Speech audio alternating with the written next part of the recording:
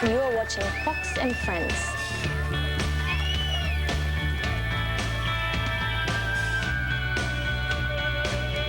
That is the book, and it's really cool. It is a new photo tribute all about September 11th and the aftermath, and it's hitting the bookshelves right now.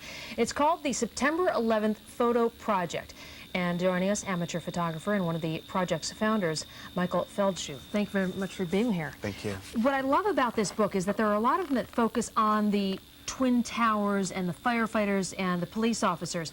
And while you have that in the beginning, if you can get a close-up of this book, well, you've got some of that in the beginning here where you can see, hold on, got it, the towers. You then go in and you take shots from really all around the world, including in Afghanistan, where there are photos of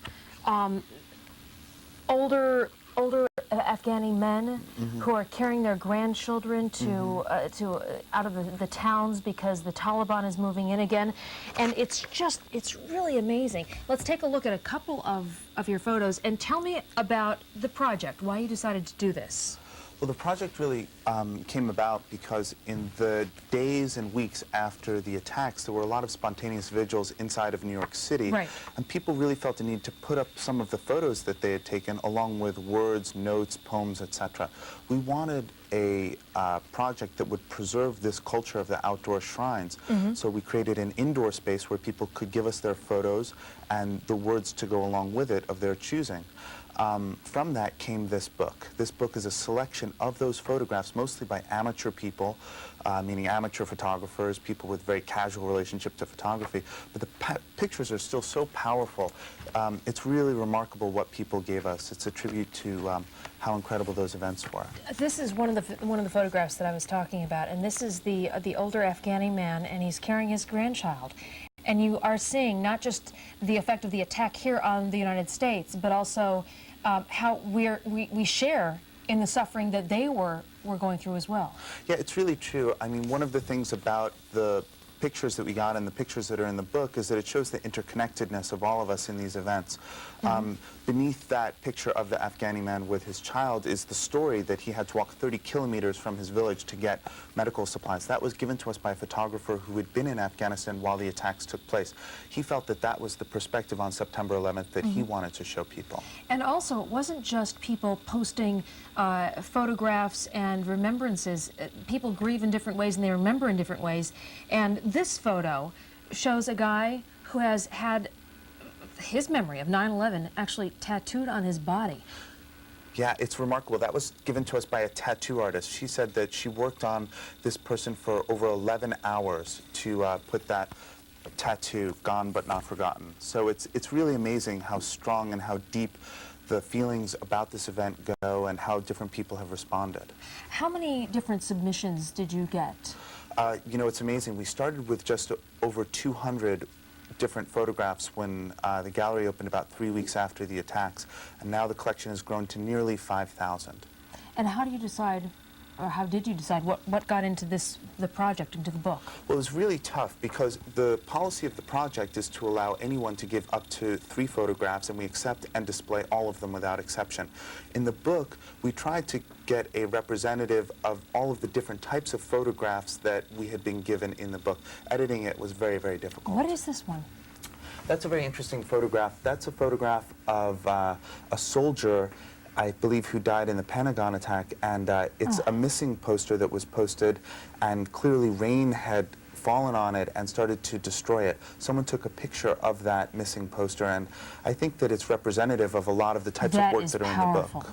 Yeah, it's because you look at it and it's almost as if tears on the picture, but also the person being erased. Yeah, there's something incredibly disturbing about the idea of loss, and in that particular picture, it's the idea of the loss of the person and even the loss of the memory of the person. Let's take a look at some more.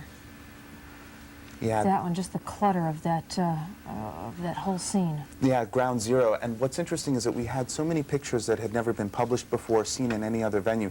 That one might have been taken, for example, by a crane operator. We had a lot of Ground Zero workers. That's a really fascinating photograph. Those are 2 inmates in a prison in Oregon. They organized a lift-a-thon to raise $2,500, I believe, for 9/11 charities. They felt so strongly about it, they took a picture of this lift-a-thon that they organized and sent us a letter, both of which are published in the book. And again, then interspersed in the book, along with the memories of what happened here, the photos that you have received from overseas showing the people there as well. Children on top of, there, get that off the, so it's not shiny there, on the tank. Yeah, that's interesting because on that page there's pictures that a photographer took in Afghanistan during August. He went there, he said, to shoot a war, and everything was quiet. He came back 5 days later. He almost died in the September 11th attacks here in New York City. So the 4 photographs that are shown there, yeah, that's literally what he said. He's a photographer by the name of Jason Florio, who's British. And it just shows you that so many of the participants, just as the victims were, are from all over the world. All right. The book, The September 11th Photo Project, can be found in stores starting tomorrow? Yes. And if people would like to go online, can they order online as well? Yes, they can. They can go to our website, which can also tell them how to participate in the project because it's touring around the country. Okay. What is that website? It is www.sep11photo.org. So sep11photo.org. Exactly. Alrighty. And the book costs just under $30. That's right.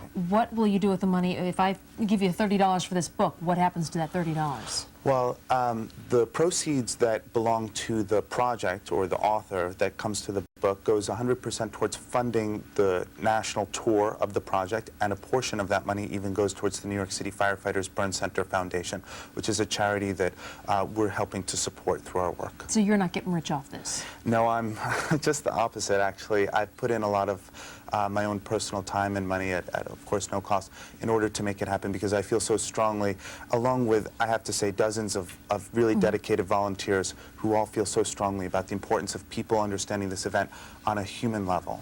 You certainly do that. You show it all in this book. I've got to tell you, we see a lot of these books come through, and this is a really good one. It's a wonderful gift to people because it shows the tragedy of it, but also the humanity and the hope when people come through something of this magnitude together. Thank you so much. Michael Feldschuh, thank you very much. September 11th Photo Project.